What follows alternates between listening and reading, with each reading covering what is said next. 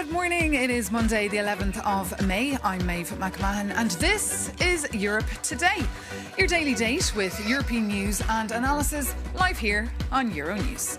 Coming up, EU foreign ministers gather in Brussels for talks on the ongoing war in the Middle East.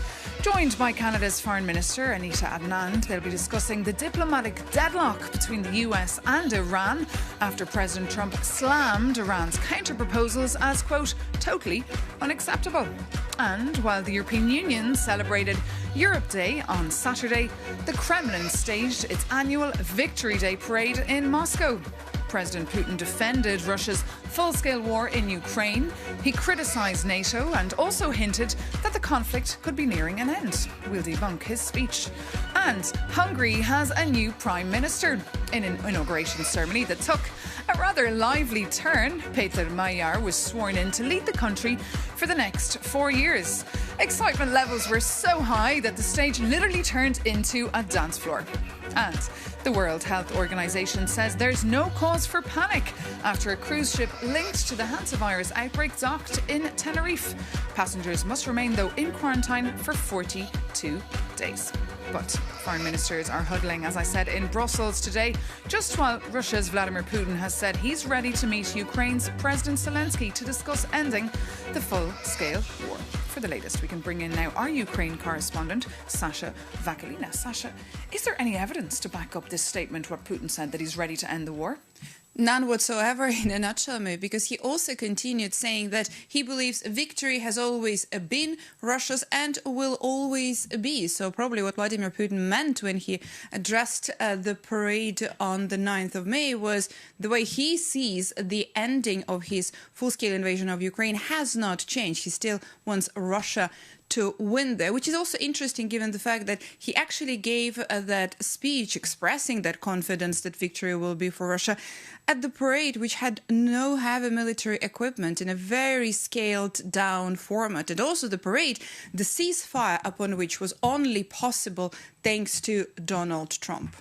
And tell me, was there anything new in this statement that he said apart from that? There were a couple of aspects. And first of all, there was the fact that Putin actually said that he would be willing somehow to meet Volodymyr Zelensky. This is the first time that he actually says that. And there are a few interesting things about it. First of all, even the fact that he admitted that he would be willing to do so, because for years now, Putin has not been even recognizing Zelensky as president of Ukraine. So that's already a new thing there. And also he said that the meeting could possibly take place in a third country. And this is indeed crucial. Now, Putin said a meeting in a third country is also possible, but only once final agreements have been reached on a peace treaty for a long-term historic perspective to take part in this event and sign treaty, but it must be a final step. Now, one of the countries that I would like to mention right now would be Azerbaijan, because on the 25th of April, Volodymyr Zelensky visited Azerbaijan, and standing there next to President Aliyev, he actually said that he would be willing to meet with Putin in Azerbaijan. So there is this possibility there. And another thing is that Putin also said that he doesn't mind having a EU negotiator to help get closer to that moment. He did specify, though, that there could be any leader, according to him, who has not said any, quote, nasty things about Russia, unquote. And then he did float the idea of who could that be and who he wants to see as a negotiator. And here he knows very well that that candidate is a no-go both for Ukraine and for the European Union. And Sasha Vakalina, that candidate you're mentioning, of course, is the former German Chancellor Gerhard Schröder. Putin has said that he could be the right mediator in the Russia-Ukraine peace talks. And we want to hear now how Germans have been reacting to this idea. So we can head straight over to Berlin and bring in our correspondent, Laura Fleischmann. Good morning, Laura. Can you just remind our viewers this morning who Gerhard Schröder is and why Vladimir Putin likes him so much? Good morning to you too. And well, with Schröder, Putin brings one of the most prominent and also most controversial political figures in Germany into play. Schröder was the German chancellor, a social democrat chancellor from 1998 until 2005. And the relationship, the friendship between Putin and Schröder goes way back. They've been friends even before his chancellorship. And during his time in office, they went to the sauna oftentimes together. This really shows how close they were. They visited each other's birthday parties, and Schröder also called Putin a flawless democrat. Some, however, called Schröder one of the most important lobbyists of Putin and Russia here in Europe. But what is even more interesting is what happened after Schröder's time in office. He started working for multiple Russian state energy companies such as Gazprom, Nord Stream 2, and also for Rosneft, which is now on the EU sanctions list. And he kept on defending his friendship with Putin, stating that it might end the war between Russia and Ukraine, and that he even tried to mediate between both parties. In 2022, he went to Istanbul and Moscow on his own without consulting the German government. However, this mediation attempt ended up failing. So it does come to no surprise that Russia and Putin are now floating the idea of Schröder potentially mediating. And what is even more interesting is the timing of this proposal. Just recently, the EU Council President Antonio Costa stated that there might come a time when the EU and Russia will need to talk directly, to engage directly. However, he quickly added that now is not the time. So against this backdrop, it seems that Putin tries to influence the EU and tries to put pressure on in order to decide who is sitting at the table and when. And Laura, what have the reactions been to this in Germany? Are people taking this seriously? Well, the short answer is not really. The German government immediately rejected the proposal, stating that the offer is a sham. And furthermore, they added that it is part of the hybrid strategy of Russia trying to further divide the European Union. And there is already some division taking place here in Germany. The SPD, the party of Gerhard Schröder, stated that one should at least be open to the idea of him being a mediator. That is what the Speaker of Foreign Relations of the SPD stated. But in the past, the former party co-president of the SPD stated that Schröder is not really a statesman anymore and that he is more of a businessman pursuing his business interests. But what is even more important is whether Ukraine would even accept Schröder as a potential mediator, which is of course unlikely, since Ukraine will likely not see Schröder as a neutral who serves both sides. So to summarize, Berlin sees this more as a political act and less as a genuine peace initiative. Okay, Laura Fleischmann, thank you so much for that live update there from the German capital. This is a topic, of course, that will be making an appearance at the EU Foreign Affairs Council meeting taking place today. For the view now from the Swedish government, I'm joined now on set by Sweden's Minister for Foreign Affairs, Maria Malmer Stenergaard. Great to have you back with us here on Europe Today. Good morning. Thank you. Good morning. So you're hearing these reports this morning of Gerhard Schröder potentially mediating between Ukraine and Russia. Would you trust him? Well, I want to begin in another end. I think the main problem is that Russia is not really interested in peace. They are trying different maneuvers, but we need to keep our focus where it needs to be, and that is on increasing the pressure on Russia and increasing the support for Ukraine. So there's a lot more to be done, and these are things that will be discussed today. But yet Antonio Costa has been saying recently that it is perhaps time to talk to Russia. We're hearing names floated like Emmanuel Macron or Giorgia Meloni or Pedro Sanchez. Which person would you like to see? I'm not there yet. I think that sooner or later we will have to talk to Moscow, but since Putin is not really interested in any serious peace talks, then I think we should, like I said, focus on changing the calculus to make him interested in that. And then we will have a discussion about how the forms... So how do you change the calculus? That's the question. Yes. So we need to increase the pressure on Russia. There is a lot more to be done on sanctions. I need to see the full service maritime ban, and that is something that should be in a 21st sanctions package.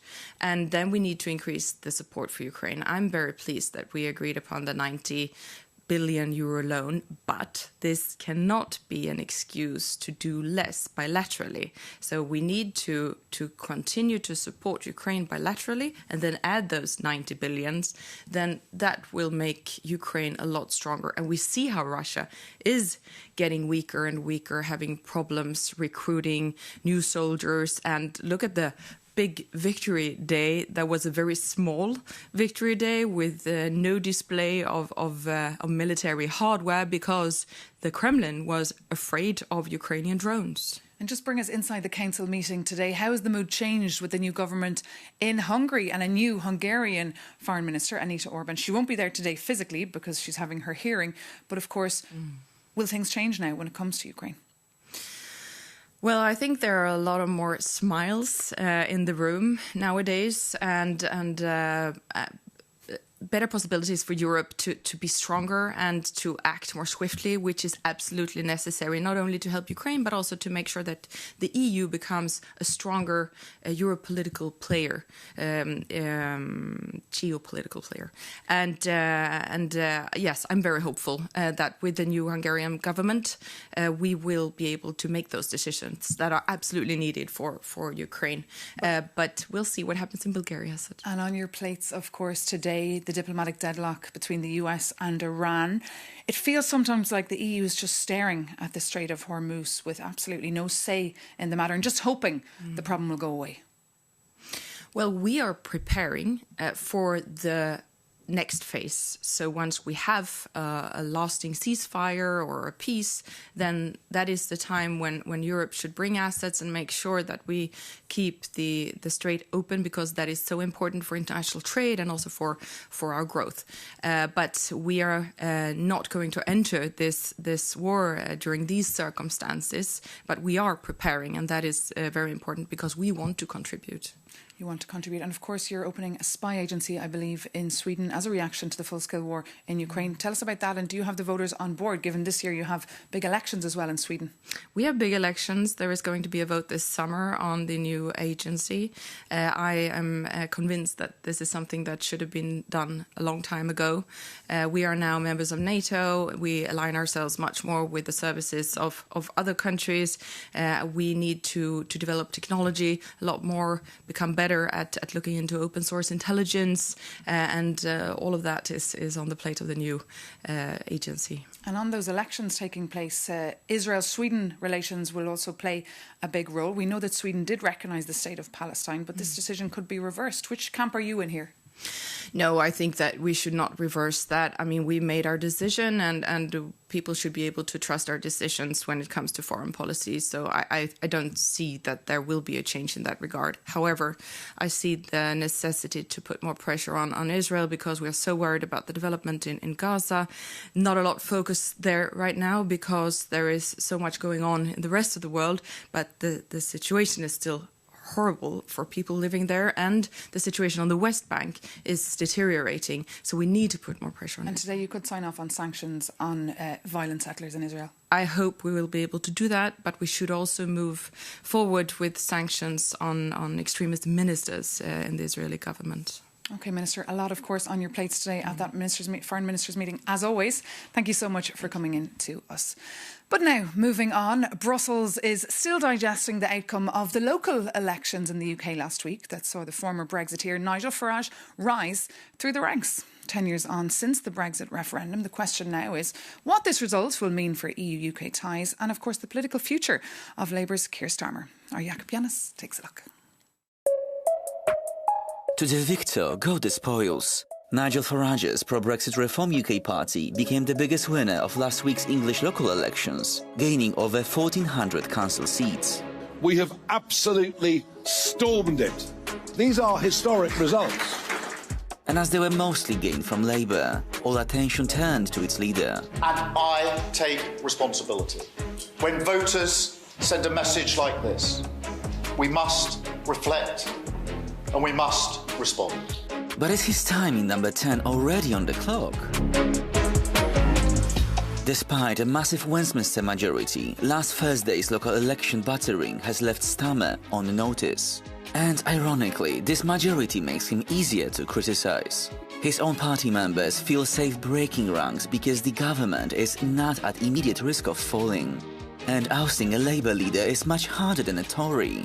According to the Labour Party rulebook, rivals need 81 MPs to go public, just to trigger a vote.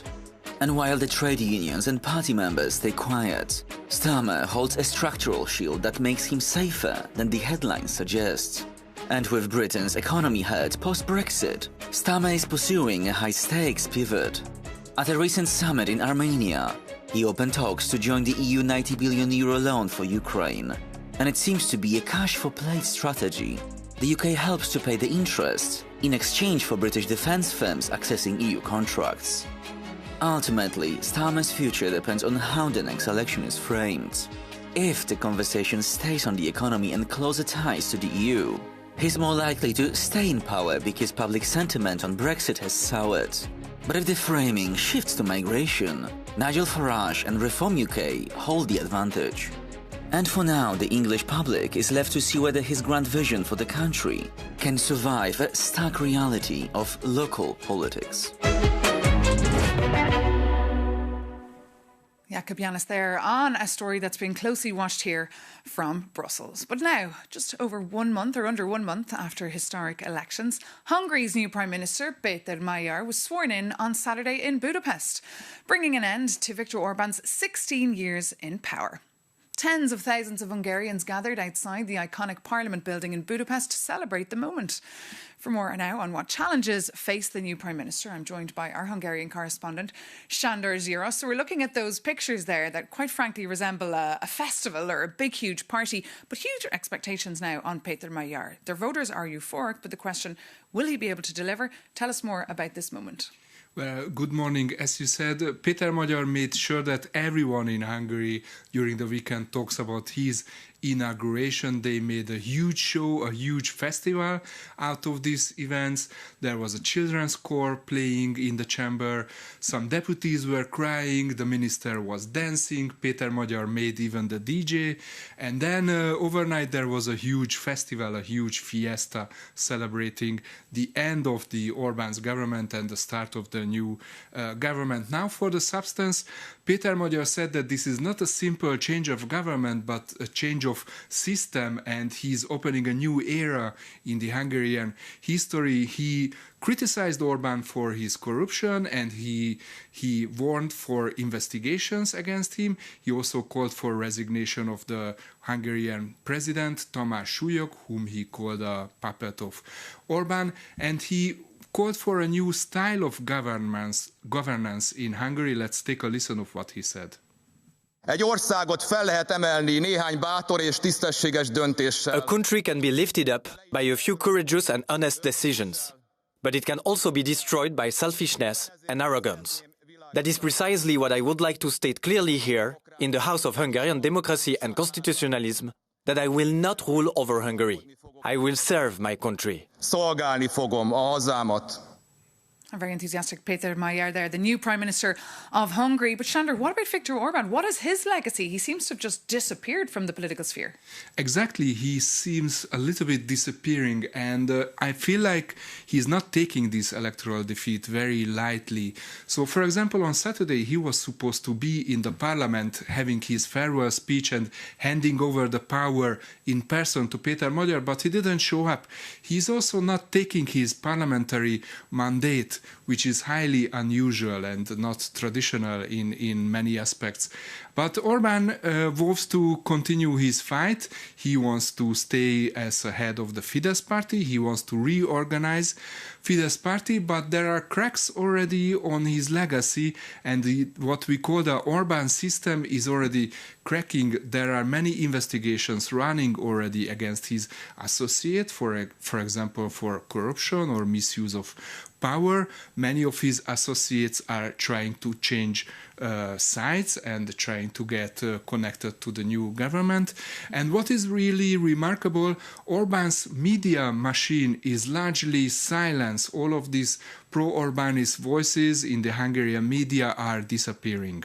OK, Sándor Zsiros, thank you so much for those insights. And we can read, of course, longer reads from Sándor Zsiros on the challenges now facing Péter Magyar. But that does bring this Monday's edition of Europe Today to an end. Thank you so much for tuning in. Do reach out to us, drop us a line, tell us what you thought, or if you've any questions or comments, europetoday@euronews.com. That is our email address. Take care. Thanks again for watching, and see you very soon here on Euronews.